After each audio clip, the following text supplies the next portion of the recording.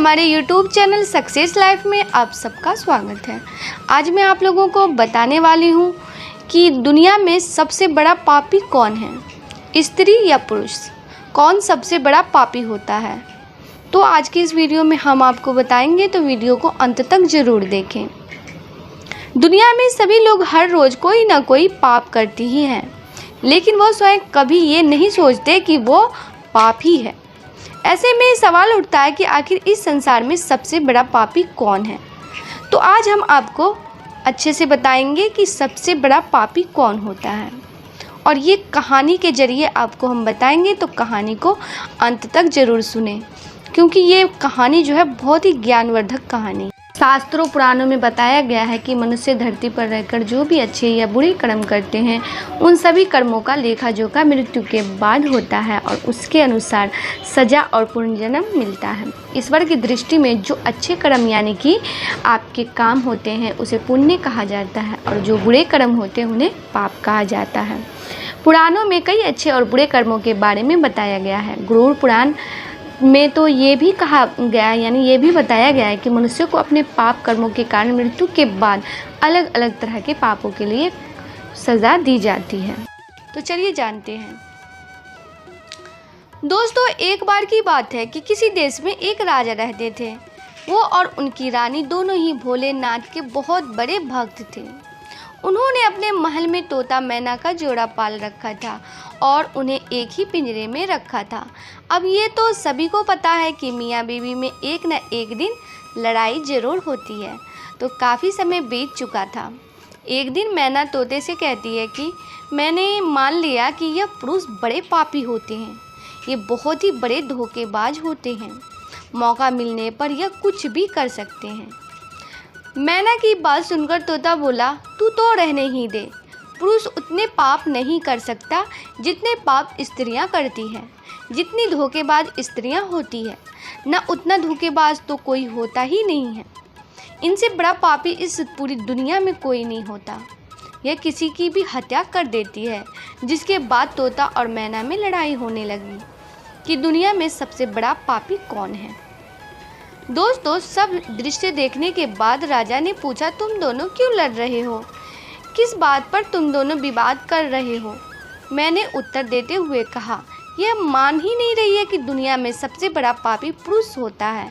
फिर तोते ने कहा, मैं कैसे मान जाऊं, क्योंकि सबसे बड़ी पापी स्त्रियां ही होती है। राजा ने दोनों से कहा, तुम किस कारण से ऐसा कह रहे हो? तब मैना ने उदाहरण देते हुए कहा, एक गांव में एक सेठ जी थे, बड़े ही धनवान, और उनका जो बेटा था वो बहुत ही बिगड़ैल किस्म का इंसान था। सेठ जी का लड़का इतना जुआ खेलता था। सेठ ये बात सोचते सोचते एक दिन स्वर्ग सिधार गए। जब पिता जिंदा थे तो वो थोड़ा थोड़ा जुआ खेलता था, लेकिन पिता की मृत्यु के बाद वो बहुत यानी कि मुक्त हो गया और आराम से दिन रात केवल जुआ ही खेलने लगा, जिसका परिणाम यह हुआ कि जुआ में सब कुछ हार गया। फिर वह लौटकर अपने गांव नहीं आया और किसी दूसरे गांव चला गया, जहां वो एक सेठ के घर पर जा पहुंचा और उसने कहा कि थोड़ा सा जल मिलेगा। जब सेठ ने उसने पूछा कि तुम कहां से आए हो, क्या करते हो, जिसके उत्तर में लड़के ने कहा, मैं व्यापारी हूँ और जहाज़ से जा रहा था। व्यापार करने में मेरा सामान समुद्र में डूब गया, तो आप मेरी कुछ मदद कर देते तो अच्छा होता। सेठ ने लड़के की बात सुनी और फिर उसकी बातों में जाल में फंस गए और कहने लगे कि बेटा, तुम दिखने में ठीक ठाक हो और कमा भी लेते हो, तो क्या मेरी बेटी से शादी करोगे? ये बात सुनकर लड़का खुश हो जाता है और शादी के लिए हामी भर बैठता है, जिसके बाद दोनों का विवाह हो जाता है और सेठ अपनी बेटी को खूब सारा धन देकर विदा कर देती है। अब इस लड़के को तो केवल धन के लिए ही विवाह करना था, जो वो कर लेता है। दोस्तों, विवाह के बाद वो लोग जा रहे होते हैं तो रास्ते में एक जंगल पड़ता है। तब वो लड़का अपनी पत्नी से कहता है कि देखो, हम लोग जंगल से गुजर रहे हैं, तो कोई भी चोर तुम्हारे जेवर चुरा सकता है, तो ऐसा करो कि तुम अपने सारे जेवर उतार के मुझे दे दो। अब उसकी पत्नी ने उस पर भरोसा करके अपने सारे जेवर अपने पति को देती है। कैसे नहीं, क्योंकि वो उसका पति था। जिसके बाद उस लड़के ने अपनी पत्नी के जेवर एक कपड़े में रखकर अपनी कमर में बांध लिया। फिर वह सभी एक जगह पर आराम करने लगे। तब उस लालची लड़के के साथ आई दासी को उसने मार डाला और अपनी पत्नी के कुएं में गिरा दिया कि वह उसमें डूबने से मर गई। दोस्तों वहां से चला गया, किंतु उसकी पत्नी मरी नहीं और कुएं से बाहर निकलने के लिए आवाज़ लगाती रही।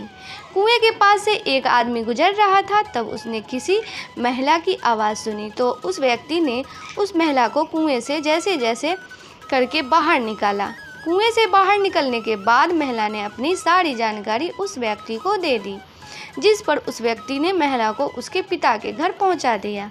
घर पहुंचने के बाद महिला के पिता यानी सेठ जी ने पूछा, क्या हुआ तुम्हारे साथ? अब क्योंकि वो स्त्री पतिव्रता थी, इसलिए उसने अपने पिता से झूठ कहा और बोली, पिताजी जंगल में कुछ चोरों ने हम पर हमला कर दिया था और दासी को मार दिया, मुझे कुएं में धकेल दिया और पति का कुछ नहीं पता। बेटी की बातें सुनकर सेठ जी बोले, चलो कोई बात नहीं, भगवान सब सही कर देंगे। कुछ समय बाद लड़का दोबारा अपने ससुराल पहुंचा और सोचा कि सेठ जी से कहेगा कि आप नाना बनने वाले हैं और इसके बदले में खूब सारा धन मिल जाएगा। लेकिन वह जैसे ही अपने ससुराल पहुंचा, उसकी मुलाकात उसकी पत्नी से हुई, जिस पर उसकी पत्नी ने उससे कहा, मैंने पिताजी को ये सारी बातें बताई है तो आप भी यही बता देना।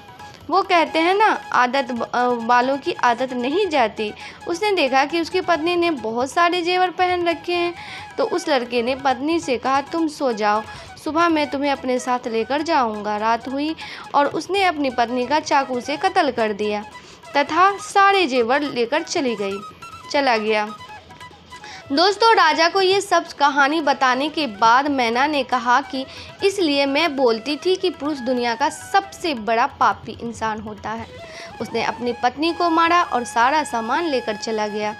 मैंने यही बात कही सुनकर तोते ने भी राजा को एक कहानी सुनाई, जिसमें उसने स्त्री की चरित्र को लेकर बात की थी। दोनों की बात सुनने के बाद राजा बोले, इस बात का उत्तर मैं देता हूँ कि कौन सबसे बड़ा पापी है।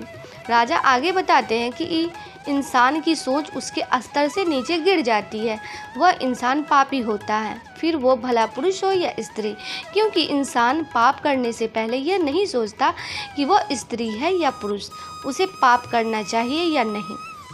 भगवान श्री कृष्ण के दृष्टि में जो सबसे बड़ा पाप है वो है भ्रूण हत्या। महाभारत युद्ध समाप्त होने के बाद जब द्रोणाचार्य के पुत्र अश्वत्थामा ने उत्तरा के गर्भ में पल रहे बालक परीक्षित पर ब्रह्मास्त्र का प्रयोग करके उसकी हत्या कर दी, तब भगवान श्री कृष्ण सबसे ज़्यादा अधिक क्रोधित हुए थे।